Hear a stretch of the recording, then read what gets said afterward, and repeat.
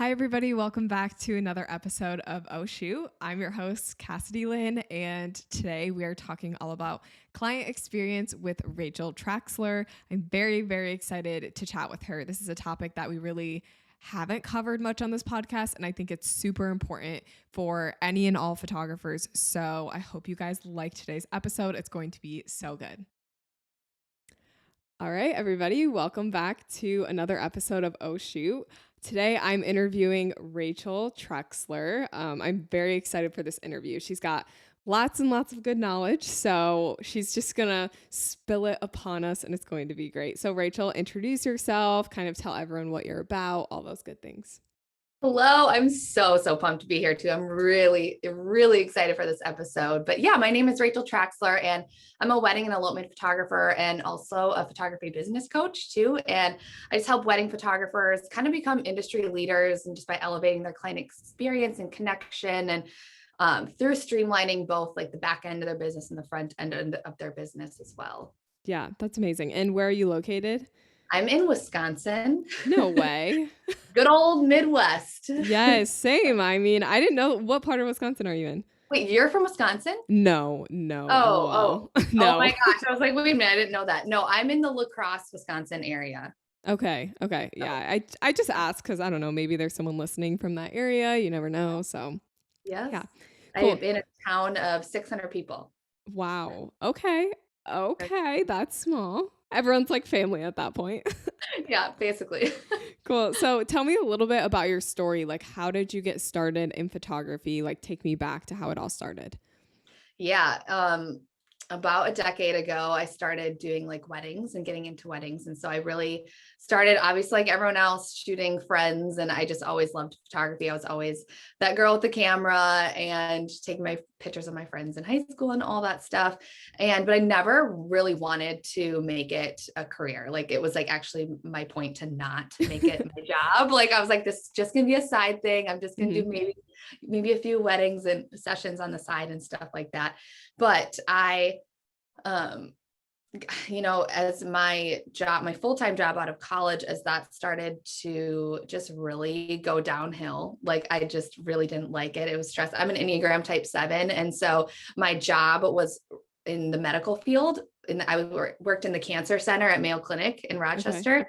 So I was working with cancer patients who unfortunately were, terminal at that point. And so going from working with people who were, terminal to photographing people in the happiest day of their lives or like happy events, like it was kind of a no-brainer. And so I kind of just shifted into that and I kind of just like went for it. I didn't really have a plan.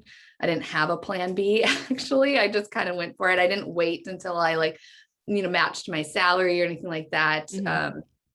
We kind of just went for it and just didn't have a plan B. So had to make it work and didn't really look back. And yeah, I feel like that's my Enneagram 7 in me that I just kind of like couldn't do the office stuff and just kind of went for it. Yeah. Oh my gosh, that's so cool. So your transition then from, I guess technically part-time because you were doing, stuff at the hospital and then you just went right into full-time then, right? Were you doing anything part-time before, like photography on the side or, off hours or anything like that? Yeah. And I think I was doing it both at the same time. And so I would work all day and then I'd come home and I'd be editing or doing shoots all night. But I didn't have the workload. Like I said, I purposely did not want to go full time, that I was kind of turning things away. So I only had like a part-time schedule for the year because I didn't plan on going full time. So then when I did decide to go full time, then I was like, oh wait, but I only have like a part-time, schedule technically like booked. And so, when I went full time, then I just kind of went balls to the walls and just kind of like really worked on getting booked out. And then I ended up booking out and all that stuff. So that, cool. Yeah. But like I said, I didn't wait to go full time till I matched my salary or anything like that. I didn't have a plan and be like, okay, once I hit this, I'm going to go full time. Like I just mentally got to a point I just knew I couldn't do my other job anymore. It was like my job was going downhill, while my photography was picking up, I just knew I had to go that direction. Yeah. Would you recommend that for someone maybe that's listening that's in that position to just jump into full time? Like, you can be honest. Like, if you're like, this was a big mistake. Like, obviously it's not a mistake, but like at the time maybe you weren't ready, or maybe you were. Like, what are your thoughts? Yeah, I think this could go both ways, but for me personally, I think it really worked for me because, like I said, when I quit my job in the medical field in the cancer center and then just went full time, I didn't have a plan B. So it was like in my mind, I mentally knew that I have to make it work because I don't have another plan. Like, this is the plan. Mm-hmm. And so I think having that behind me versus having the other job to kind of fall back on and be like, oh, well, I can do this. And I kind of, have these instead of just like going all in and be like, this is what I am doing. This is what I do. And I don't have a plan B. So that motivated me. That put like a fire under my butt when I kind of need that sometimes. And I'm fueled by that and I'm inspired and driven by that. And so I think for me personally, it really helped me. Okay. Yeah, that's a good answer. I could see that. It could go both ways though. Totally. Right. Yeah. I think if it were me, I would probably just be extremely overwhelmed and like, oh my gosh, what did I get myself into? I also don't know what Enneagram I am. Like, I've taken the test so many times, but like I genuinely get a different answer every time. So I have no idea like how my personality actually would handle that type of stress. I don't think it would be like super great. Right. Whatever works. Yeah. And it just kind of depends too. Like I said, the answer could go both ways. That's personally what worked for me. Cool. Yeah. Awesome. Well, it's good to hear just a little bit about your story. I like to do that at the beginning of the episodes because I don't know, it's nice to know like who are we talking to? Like what is the deal? So, cool. And I do want to ask, what is it that you shoot on? Like, what are your go-to lenses? I know everyone is different with what they shoot on, so I'm interested to hear what your favorites are. Yeah. I shoot on a Canon D Mark V or Mark IV. Sorry. Oh, okay. Mark IV 5D, Canon Mark IV 5D. And then There's too many letters and numbers. Oh my goodness. My go-to lens is a 35. I have a 35, a 50, an 85, and a 24 to a 70. Mm-hmm. And over the years, I've accumulated all these lenses and I've condensed down and I finally found my system. And those are my 4 lenses that I stick to. Okay. Besides the 35, what would you say is like the next one that you're using the most often? Well, the 24 to 70 I use for ceremonies, and then a toss up between my 50 and 85. Okay. My 50 and 85 I use a lot for like details and, like those more crisp detail shots and reception shots. I would say my next one after my 35 is probably my 50 or my 85. Yeah. Kind of hard to say, toss up between the 3, just because I feel like my 35's on so much. For real. It's like you don't even think about your other lenses because the 35's always on your mind. Yep. Okay. So when it comes to photography education, I guess we talked through like your beginning of starting photography, but what made you want to switch into photography education from, starting as part-time at the hospital, going full-time, and now into education? Yeah, I feel like I've always had a heart for helping people, like the next one in line almost of like what I've learned. And I've just always been like that my whole life, I think, with just other things.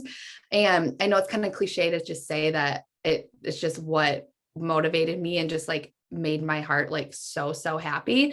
And even just like I've tried doing other types of content and stuff like that. And I just am always drawn back to just helping other people and just like educating people. And I just found that it gives me so much joy, I think. And I know that's kind of a cliche answer, but that truly is like just kind of why I decided to shift into that. And like I said, I love just to kind of like help the next person in line, like what no matter what that is in life. And I just found that I really, really enjoyed doing that for photography, especially too, because I think I didn't realize how much I did have to offer until people, started asking me and I, got into that position. It's like, you know what, I do know a good bit and I do have a specific view and a twist on my view on things. And I can kind of help people that way. And which I think is really just beneficial in the industry too, just to hear from other people and their perspectives and all that. Yeah. So as a photography educator now, what does your like everyday schedule look like? Because I know it can be different, like if you're just doing weddings or just doing education. So kind of walk me through like what an average day would be like for you. This is kind of a tricky question because it would be very different before I had my baby. Right. And Obviously. now that I have my baby, it's different because I only work like 2 days a week. Mhm. With having like a babysitter a couple of days a week. But I think what's really helped me is just having help, having like a business assistant that helps me, and also just having really awesome streamlined workflows and automations that help me. I almost feel like with my in terms of my photography, the wedding photography side of my business, I have that so streamlined and set in place that I feel like out of all the areas in my business, I work in that the least, just Okay. because I have that so streamlined and so Yeah. down, and I put a lot. Most of my work now is in my business coaching and in my education, and that's where I'm spending most of my time. And so, yeah, like I have specific days that I just do meetings, and then I have specific like business and admin work. And then I have, I do just a bunch of batching as well. And like I Okay. said, it's crazy how much time I didn't realize that I took like before I had my baby, Right. how much time I had. Like now I look back, I'm like, what was I doing with all of that time? Because now it's like, oh, I have 10 minutes. Okay, watch me get this done.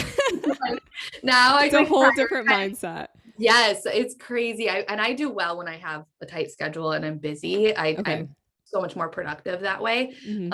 And so now that I do have my baby, that's helped me structure my schedule so much. Like I said, only having a babysitter 2 days a week has really helped me structure that. So kind of to answer your question, I would say just my days look different, but I really just batch things together as much as possible, like having meetings or like consult calls with potential brides and couples and stuff like that for photographers, and like setting set days and times that I do those calls and stuff. Okay, cool. That's awesome. That's a really good way to have your days set up, especially like you don't have to work 5 days a week, 40 hours, especially when you run your own business. It's kind of up to you when you want to work it or not. And if you can get everything done in 2 days, like more power to you, go get it done and then enjoy your other days with your baby. So I think that's just a really cool like mindset to be in, is just making sure when you do work, you get your things done, because then you can get the most out of your week. Yes. And then, so yeah, the days I don't have babysitters, I am like just maybe doing some smaller tasks or in some Instagram stuff, but I'm just mostly spending the day with Hazel, which Yeah. is, it's like, that's kind of the goal. That's my, Yeah. that's my goal and motivation. So yeah, you're right. You're right on that for sure. Cool. So let's jump into the topic for today's combo, which is client experience. I don't actually know if we've talked much about client experience on this podcast. So I think this is going to be a good, very unique episode for our listeners. So you, being the client experience guru, walk me through what is client experience and why is it important? I'm really excited. And this is like a good topic for really, really good topic for your podcast. I'm really excited just because client experience I have found has been like the number one game changer in my business, and something that I like really put energy and made a shift into years ago. But client experience essentially is just everything that you do in your business. Like that it helps make your clients' lives easier, especially when it comes to like the service you provide. And I always say that client experience is kind of broken up into two parts. It's like client experience and client connection. So client experience is everything that you do in your business on the back end, and the way you communicate with your clients, the way you nurture them, the way you onboard them, the way you just all that customer, like client experience type of stuff. But then client connection is that like how you're making that connection with your clients within like communication and like in person, and how you're actually delivering the experience to them, both in person and online. Okay. But there's kind of different parts to that. So it's how you're actually making that connection, and then how you're actually serving them. So it's kind of like broken down into two parts. And I do hear so many photographers say that like we're kind of in a saturated market, and it feels like a saturated market, and people kind of go with it, approach it with that scarcity mindset. But your client experience that you provide to your clients is kind of like the one thing that nobody else can do but you. Mm-hmm. And so I always say, if you have that mindset that you think it's a saturated market, and you're having that scarcity mindset, you're knowing that your client experience is the one thing that's going to set you apart from everyone else. It's the one thing that no two people can do the same. You're delivering, that's your complete uniqueness about you. It's the one thing that makes you stand out in everything. So when you have solid systems for a good client experience set in place, you can really then put your energy into other things, such as your marketing or lead generation, or growing your team and scaling your business that way. And so I think, like I said, it's the biggest thing that made the biggest impact in my business when I made that shift and really put focus into elevating my client experience. Yeah, I think client experience is honestly like the foundation of running a successful business, because if you are not giving your clients a good experience, they're not going to go refer you to their friends or, whoever, because that's really how you're going to want to get business, is through referrals. So that client experience is honestly key. Like if someone has a bad experience with you, like game over. Like, I mean, it's not game over. Like you can recover from that. I take that back. But it's harder because you have just this negative energy in place. But if you're really focusing on client experience, and that's your main priority, your client's going to feel that they're a priority, which is, it's huge. Like that experience is what's going to help your business grow. Totally. And game over is in like, they're not going to refer you. Right. Yeah. So like referrals you're are probably done. not going to get a referral from them. Yeah, right. Exactly. And two, like I said, it's really about picking up on and identifying how that specific client identifies and receives and needs to feel loved and seen. And so when you can pick up on those traits and characteristics, like from their initial inquiry from the get-go, like that's going to completely change the experience that you provide to them, because you can kind of customize that and show them love in a way that they perceive it and that they need it more. Yeah. So, and also like client experience too, it starts like way before you're even in contact with them. Right. Like our experience with them starts when they hit submit on our contact form and they get in our inbox, and then the response that we send to them, that's when our experience starts with them.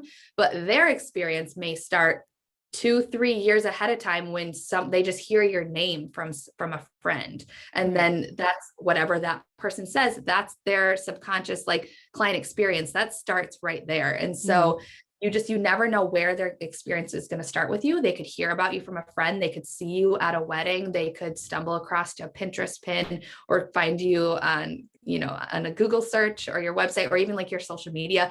It's just crazy. You never know where someone's going to pick up and come in on your experience, on their experience with you. Yeah. And so that's why it's really important to also just be kind of like consistent. Like, so I say client experience is everything in your business. It's everything. It all relates back to it. It really is. So what you were saying about kind of gauging each client's way of like feeling love from you, could you kind of expand on what are some like examples of like, if this person's doing this, then I would do this to help the experience? Yeah. And so an example of this would be, you can really pick up on these traits and characteristics from the initial inquiry, like from the contact form. Okay. And so say when people are filling out your contact form, they're very like ABC. They're very like, this is where we're getting married. This is when we want 8 hours. What's your price? Like very specific. I think as photographers, a lot of people get like, oh, they're not our ideal client because they're very straight to the point and maybe more like left brain thinking, but that's not the case. And it's kind of our job to like educate them and like take them in, but also like show them like, that's just how their brain thinks. And that doesn't mean that they don't admire your work, and it's how you're then showing love and serving them back. So maybe someone like that has a very straightforward, fills out your contact form that's very like straightforward and like ABC, like factual and all that stuff. Maybe they just, they need like certainty, that they just need to kind of know the facts. And then you can kind of pick up, and that's kind of a situation that maybe I would be more straight to the point, or maybe send them my standard pricing guide that I have instead of creating them a custom proposal. Maybe I'll send them my standard pricing guide so that they do have the facts. But then my job obviously is always to like give them a good call to action, get them on the phone to help take them from like that left brain thinking, more of like the factual, and like shift to them and guide them through over to like more right brain thinking, like to more like the emotional creative side a little bit too, and kind of see where they're coming from with that. But then also say you have someone fills out your contact form and they just give you their whole life story. Yeah. And they tell you their whole proposal. They just tell you everything. And then you know that maybe they prioritize like love and connection. And that way, when you're crafting your initial inquiry response, you can really dive into that and really show interest in what they said and really pull points from that. And you know that they really value feeling like seen and heard and loved, that like the love and connection part of their relationship. And that way you can serve them more. And in that situation, maybe I would create them a custom proposal, because that's going to make them feel like really loved, in the sense of that she's really taking the time to customize things for me. And so it's really about just reading and picking up on those traits from that very first initial inquiry contact form and how to serve them a little bit more better. Cool. Yeah. That's really cool. I've honestly never really thought of it like that. You know, I just kind of think like, I definitely notice in my inbox when someone comes in and submits a form, I definitely notice the different personalities right away, but I never honestly thought about crafting each response to each person, which definitely helps with booking too. You know, as you're adapting to all these different types of clients, they're gonna feel the love that they need to feel from you in all of their different ways. So that's really cool. I literally, my mind is like blown right now, because like I've never thought of it like that. Well, that's awesome. Yeah, like you said, it's going to increase your booking rate. It's going to decrease your ghosting rate. They're less likely to ghost you. Yes. It does all the things. And that's just like a little even part of like client experience. And so like I said, there's so much that goes into it. Yeah, totally. So let's say that I am just starting my photography business. Like I kind of just blank slate and just starting. What are some things that you would recommend that I focus on for my client experience, like from the beginning part of a business? Yeah. And what's super, super cool about client experience is that anyone at any stage of their business can always elevate their client experience and their connection. And it's never too early or too late to like lay that foundation down. And it's also never too late to improve it too. Like we were saying earlier, like you were saying, the client experience is kind of like that foundation. And I 100% agree. But I also, on the flip side too, like you're never too established in your business to improve it either. And so that's what's really cool, is that there's so many ways. But my suggestions, just like a few like suggestions I would do, is number one is really focus on powerful messaging. And so getting really, really clear on your brand voice about who you are and who you serve, how you serve them, and your unique method or approach at what you do. Having that alone is really going to set you apart as well. And having that uniqueness, like a different method or approach, or even just the way of how you serve them or who you serve is different. But it's one thing to have that and kind of think about that, but then it's another thing to actually clearly articulate that and like consistently using your messaging in a powerful way and really having compelling copy that directly translate and like definitely like directly attracts those types of clients too.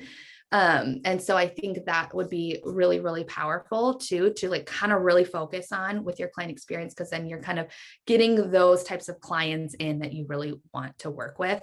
Okay. Yeah. And then number two is creating a workflow from initial inquiry to anniversary.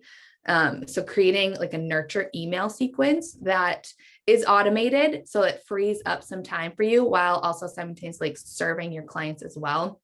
And like we were saying, I love personally, I know there's like mixed emotions on this, but I personally love having automated email templates set as a base for me.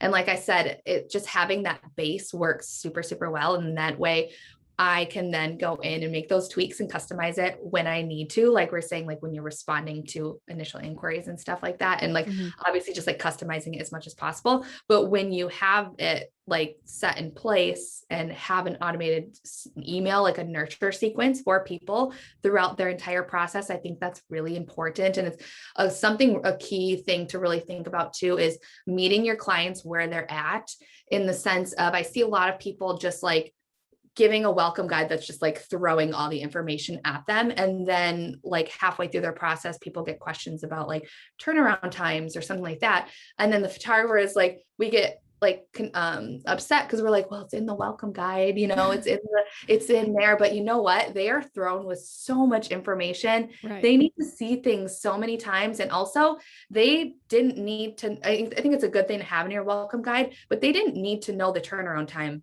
as you're onboarding them. That's not something that they need to know. If they want, I think, again, good thing to have it in there, have it in your welcome guide. But it's one of those things where they're going to need to hear that again at the time of where they're at in the process. Right. And so I think having nurture sequence, nurture emails throughout the process is super important, just to meet them where they're at in the process and kind of being a step ahead of them that way. Okay. I think it's really helpful. Yeah. And then the third one is create your ideal clients out of the current ones that you already have, because people get so caught up in trying to attract your ideal clients that we kind of forget about the ones that we already have. Like, you already have clients. So prioritizing and putting your focus on them and how you can help guide them into being, I guess, like more of your ideal clients, not only for you, but for them as well in their experience. And so like what that kind of looks like. So an example, instead of doing like maybe just like a regular same old session in like a location that you always do, like in a field or something like that, when you get to know your clients, you can be the creative one and guide them in the process that like brings ideas to them that they might not have even realized that they wanted to do, or like ideas that you think are really cool, that would be more like really ideal for you and also very aligned with them, that maybe they didn't think of. Like, for an example, if maybe they have like a camper or like a motorcycle or something like that, like something fun that they always like to do, or somewhere like where they met or something like that. Like, how can you incorporate that into their session to be kind of like a more fun, creative session for you, but also it's really meaningful for them too. And so really focusing on the clients that you already have instead of being focused on the ones you don't. And a way, kind of how this looks too, is you can do this through the guides you send, through the nurture emails you send, through questionnaires that you send them, and like really crafting it that way. They're looking to you as the expert to help for you to guide them. So kind of taking the reins in that and controlling that situation. Yeah. So when you're talking about nurture sequences, can you kind of walk me through maybe just an example of a nurture sequence? Maybe it's for wedding clients or engagement sessions or whatever. So kind of like from the beginning to the end of the nurture sequence, kind of like what those steps are. You don't have to go into like exact detail, but like walk me through the steps of what that would look like in case anyone listening is like, how the heck can I do this? Yeah. And so what a nurture email sequence kind of looks like is when you have your workflow set up and set in place, is how you're having it automated through your workflow. So maybe you have an email being sent out at like 1 year out from their project, and then you get 10 months out, 8 months out, 6 months out, 4 months out, 2 months out, 1 month out, week of, all of that stuff. It's nurturing them through that process and sending them that exact information that they're needing at that time in their process.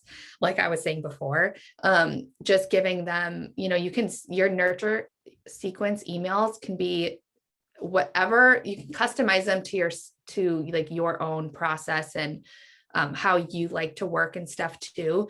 But essentially that in itself is you're able to kind of help craft your ideal clients from there, because then when you show up on their wedding day, they're going to do all the things that you suggested because they really, really trust you. Like, our clients really, really trust us. And so they're going to probably listen to most things that we have to offer.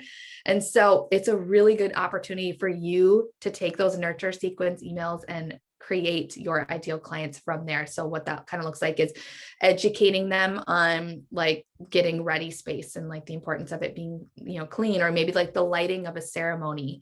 Mhm. Just things that maybe they didn't think of, because I've had even clients say that like through my nurture sequence emails that I send to them, it's just kind of like a way to educate them through your process, but where they're at. And I've even had clients come to me and say, through my email, and say, we wouldn't have ever even thought about the lighting of the ceremony during the time that it is of the time of year and outside. We switched it, and night and day. Yeah. And like better photos for them and for easier on us to take as a photographer because the lighting's better. Yeah. And so it's just, you kind of can take control over a lot of things. And so I see a lot of photographers kind of get upset about a lot of things, about, like frustrated with like their clients if they're asking something, or if something's not like right on the day, or like things are unclear. And honestly, I always think that it can circle back to you, and it's kind of on you. Like there's a way there's a way to control that situation a little bit, not everything, but the most you can. And that's through your nurture sequence. Yes. And just by prepping them and like mentally preparing them. I have an email that I sent to my clients for, specifically it's like a family photo prep email, because I'm just like, I want you to be ready for the fact that family photos are going to be a little bit stressful. And so like I asked them, like, send me your combos ahead of time. Like, this is what it's going to look like. Like anything like that is really going to help the situation. Obviously there are some things you can't control. Like if grandma wanders off to the bar, grandma didn't read the email, so grandma doesn't know, but grandma's at the bar. Right. Grandma's always at the bar, either that or like an uncle or a cousin or someone. I love it. Yeah, but like an email, for example, like that could really prep your clients and just get them mentally ready for it. And it's almost like preventative in a sense for that specific situation. You'd want to kind of prevent some chaos. So sending that email is really going to help with that. So I love the idea of nurture sequences. That's I love it. Cool. Yes. Yeah. Awesome. This is me just like verifying, like, yes, like keep going. Like, I love it. Thanks. Yeah. So I want to talk about connection too, because you said connection, like kind of is like the second part of client experience. So I guess like this is a very vague question, but why do you think connection is important in photography? When sometimes I feel like we try to almost disconnect ourselves. Like there are some photographers who approach photography as, I'm here to take photos and literally nothing else. Like I'm here to just stand in the background, take photos, and then deliver them to you afterwards. So why do you feel like that connection part is actually important? It's so important. I'm really glad you asked this question too, because it's one of those things, not only like their experience behind the camera and their experience on their wedding day and at their session, even if their photos are amazing, they could be the most incredible photos ever, but their experience of like photos are attached to emotions. So when they look at their photos, they're going to remember, oh, they said this at this time, or like that was, or it could be a complete opposite and be like, that was super weird. She had me like lick his face and I've never licked his face before. Yeah. And so I also see a lot of photographers too, really trying to like memorize shot lists or poses, maybe that they get inspired and see other photographers doing. So like the mistake I see a lot of photographers make is getting inspired from other photographers posing, or like looking at other photography posing, tips or like prompts and stuff like that, instead of actually customizing it to the couple. Because like I've been guilty of this too in the past. And this is why I'm so passionate about it. Cause I've had situations where I'm like, oh, cringe. Like, I can't believe I did that. Like, a good example would be, before I did all this and incorporated all of this into really focusing on like the connection I made for them, like during their session and like using questionnaires and all this stuff, is I told them to do like the drunk walk, which is like the most common prompt or whatever. Cause like that was when I was just doing prompts that I saw or like other people doing or something that I just made sense. And they just kind of, and that's the very first thing I did with them. And they just kind of froze up and they're like, we actually don't drink. And I was like, okay, well, that completely ruined their whole session with me. Obviously, like, I made the best of it and all that, but they're going to remember that. And that's their experience. And that's that connection. And like, that's that's what they're going to remember now. And like I said, photos are tied to emotions. So they're going to see that photo and they're going to have that emotion tied to them. And so I'm like, okay, cool. And so ever since that, I'm like, okay, cringe. I've got to customize each session to my couple. And so now, instead of trying to like memorize shot lists and stuff, obviously I use like base poses and stuff like that, but using like my couple as my inspiration to get like the prompts from, instead of trying to memorize a shot list. And I think that really, really helps with that connection. And almost like the client connection piece is what ties it all together. Okay. Like if you have an awesome experience and then that connection is what you make in person, it kind of like ties it all together. Okay. That totally makes sense.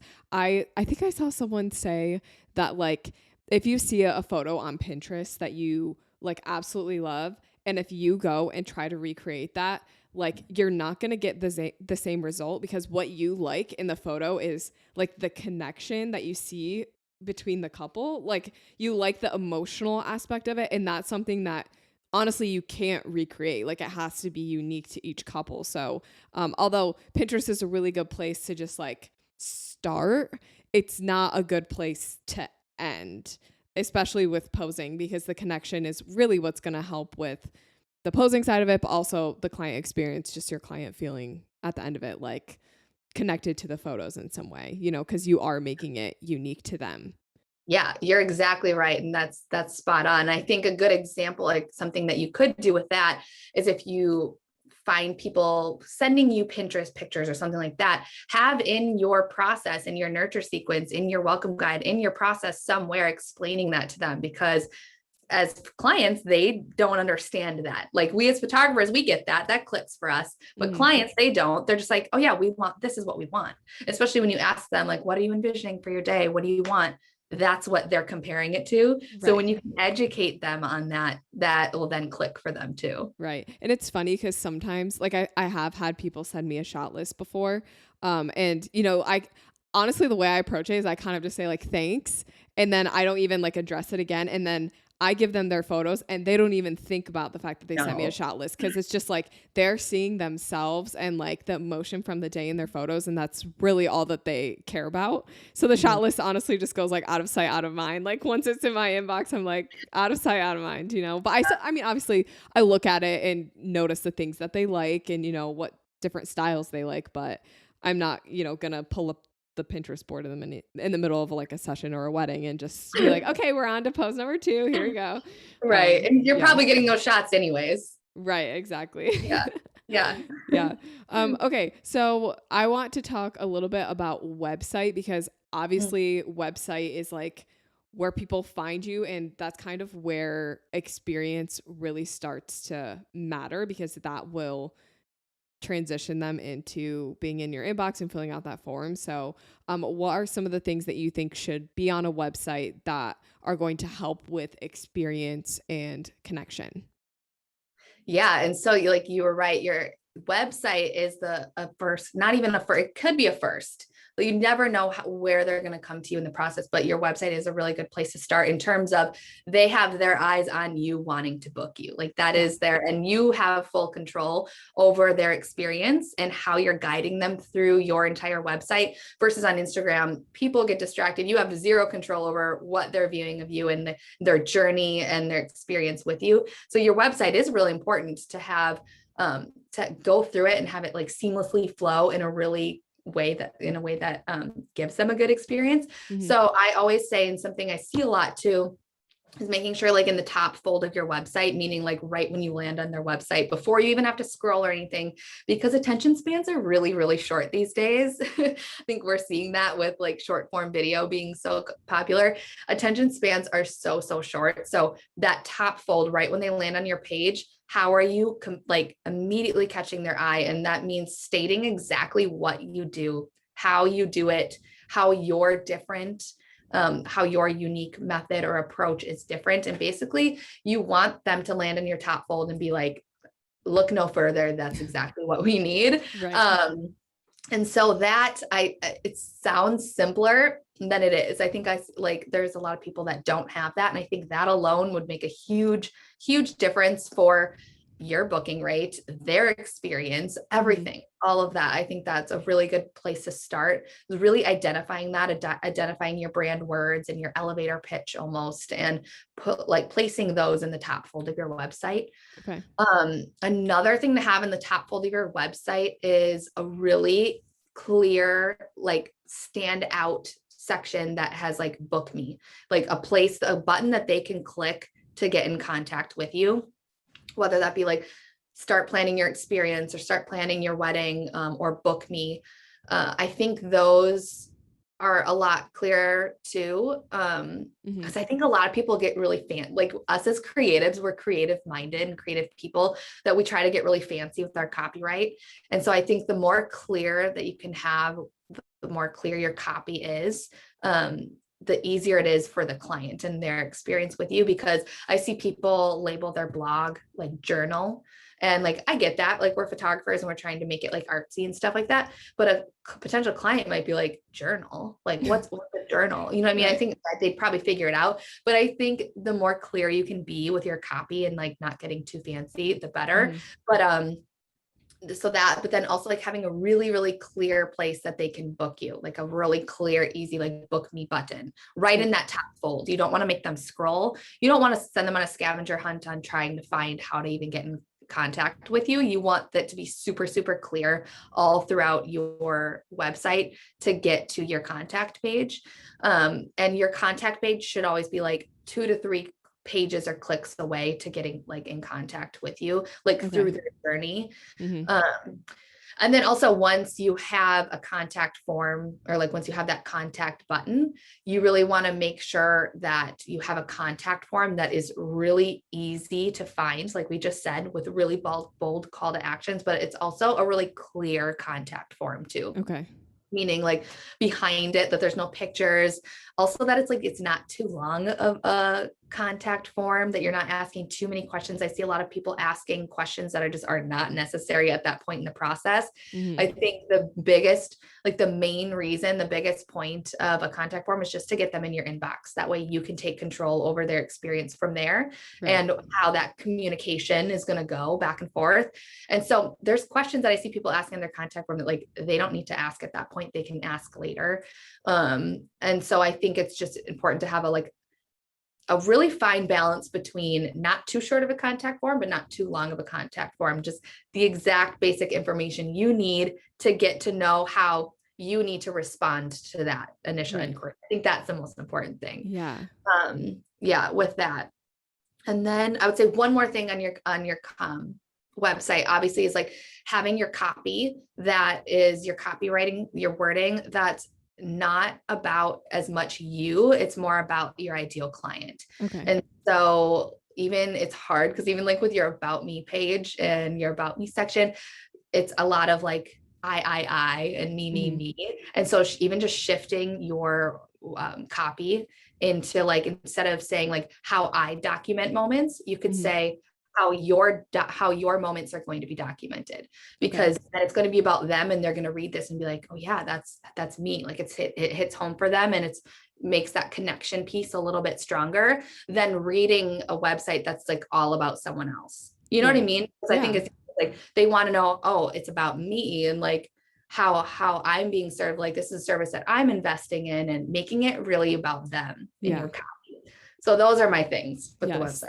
No, that's all really helpful. And I think sometimes we get caught up with like making our website just like over the top artsy, and like you really do just need the basics on there. Like obviously your brand needs to be very clear, but you need the basics of book me buttons, a contact form. I have personally reached out to photographers because, you know, I've booked sessions in the past, and some of these contact forms, I literally felt like I had homework, and I was like, I don't have time to fill all this out. Like, I don't know the answer to this question. So I do think it, like you were saying, it's important to have like, you know, the essential questions, but you don't need to go over the top with like, I would say like the, you know, the fields where it's like, you can either do like a short paragraph or let them write a long paragraph. You should not have more than like 1 or 2 long paragraph sections, because at that point, you really are just giving them homework. Like you want check boxes and just like short little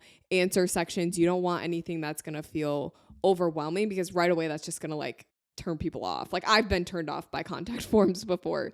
So I really like that one. Yeah, for sure. Yeah. Yeah. Yeah, that's awesome. Yeah. And I think I'm just going to leave a website there. Cause Yeah. you really just touched on everything that I was hoping you would touch on. So great. Cool. Amazing. So, the last thing that I wanted to talk about with you was pricing because client experience is affected by pricing. You even talked about it earlier when you were talking about a custom package versus, just a package template or whatever. So Yeah. how do you think pricing impacts overall client experience, in your opinion? I think it has direct correlation to it. And a lot of people kind of like look to others to decide or like ask opinions on like their pricing Yeah. or kind of have other people say like what they should charge, when in reality, like no one can tell you what to charge. No one knows what you can charge but you. Like Mm-hmm. you are the one that runs your business. You should know your cost of doing business, how much your expenses are, how much your cost of living are, like your bills and all that. But your client experience is directly related to that. Like the better experience that you're providing your clients, the higher, like the more you can increase your pricing with that because you have the value this in your service and the client experience to back it up. And Okay. so the last thing you want is someone to invest in your services and they don't feel like it matched what the price, like the service didn't match the price. So Right. when you have that client experience to back it up, that's when you can like really increase your pricing and to like have that to match. And like I said, no one can know like the value of your services and the experience that you provide but you.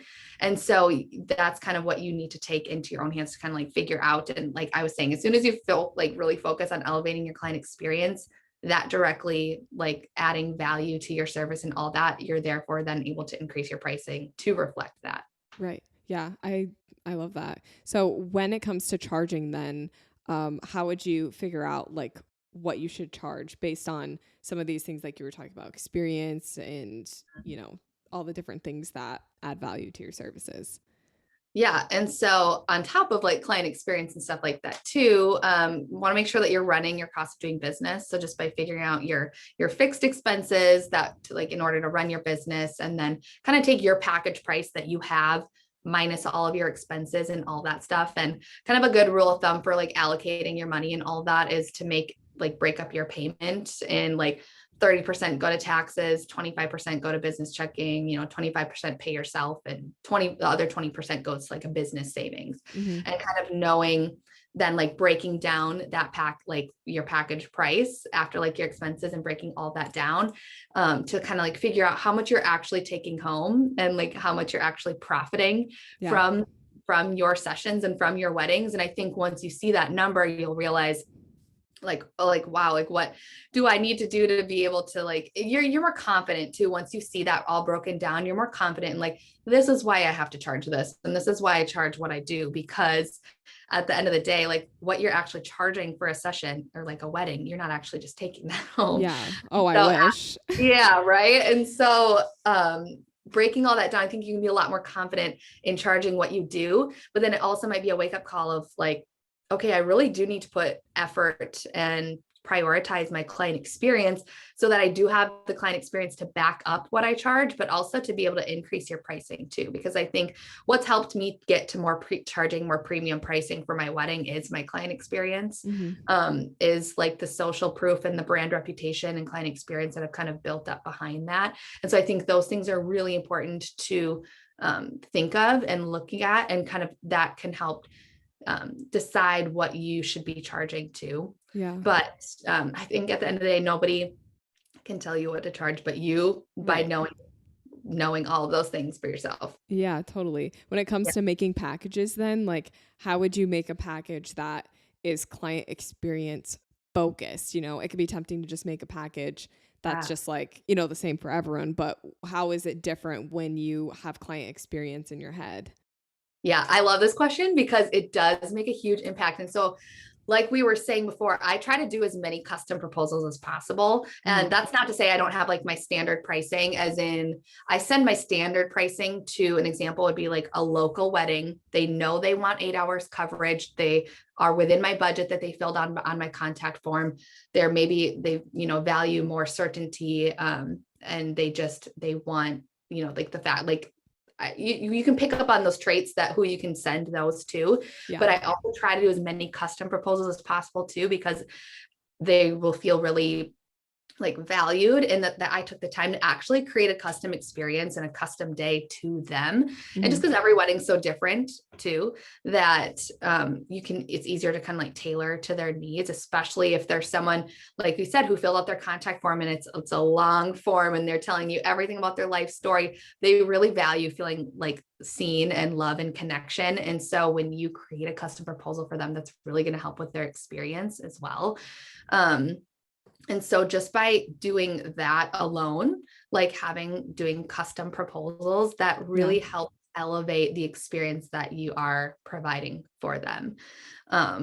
And also too, another thing, like client experience focused when it comes to your packages, is just educating them and being really honest on like which package would be best for their day. So an example for that would be like in your pricing guide, if you should always include like timeline examples too. Like if you do have an 8-hour and a 10-hour option, is to give like an example sample timeline of that day, but then also at the bottom, or like have a little paragraph or something by it that like says who this package would be good for. So like an 8-hour package, this package would be best for if your wedding is all at one venue and you're not traveling to different places, and you can get everything what you need in those 8 hours because you're not doing all the travel time. Or even like another example too, when you are laying out package pricing, I do this with my custom proposals especially, is really like tell a story about that package. So an all day experience versus a 4-hour experience for like an elopement or something like that, is like telling a story instead of just being like, full day experience, 2 shooters, engagement session, gallery delivery, all of that. Instead of, yes, you should lay that out too. But we could also do is have a little paragraph that like tells the story. So saying like, starting at sunrise, waking up at sunrise to get ready in the dark and like all this stuff, to all the way, like, telling the story and like through the whole day to like dancing under the stars, like barefoot in the grass, like something like that. So really leaning into all the senses, like what smells, feelings, surroundings, all that stuff, and like tell the story of what a full day experience looks like, and then tell the story of like what your 4-hour experience looks like whatever that is. That's just an example. When you can tell the story, that's really leaning into that right side brain, that emotional connective part of it, that's really going to help them feel more connected and on that more of that emotional level too. And they're going to feel so much more connected with you, like from the start with that. Yeah. Oh yeah. I totally agree with that. That's such a good idea. Cause you kind of make packages and just kind of expect them to know what they can get out of 8 hours. But I feel like almost like I would say 80 to 90% of my clients have no idea how much coverage they want. Like when I ask them, like, what are you thinking for coverage? They're like, I don't know. Like I have no idea. I've never done this before. So even that little aspect of creating the little paragraph at the bottom of a package, it shows almost like expertise too. Like, what can be included in it. And then you do the connection piece of like describing exactly what they get out of it. I really think that's a really good idea for just like it's like taking it one step further. Like creating custom packages is already one step, but then it's like taking it a step further than that. And that's honestly beyond what a lot of people would do. And that's what's going to make you unique and kind of set you apart. Exactly. And that's like, I'm so glad you said that. That's exactly it too. Cause that's all client experience and connection is. It's taking things and just keep stacking. Like, how can you go a step further? How can you even go, dive deeper, give them even the easier you can make it on them, the better. So I honestly, client experience is all about just taking it one step further, Yes. diving deeper, elevating it just a little bit more. There's always ways to improve it. It's like a big game of Jenga, you know, Yeah. you just keep stacking. Keep going. Kind of. And then it falls over, but then that part, we don't talk about that. We build it back up again. Exactly. Okay, cool. Well, I think that basically covered everything that I wanted to talk about for client experience, but I would love for you to tell our listeners kind of like what's up and coming in your business, what's exciting, and then where they can follow you as well.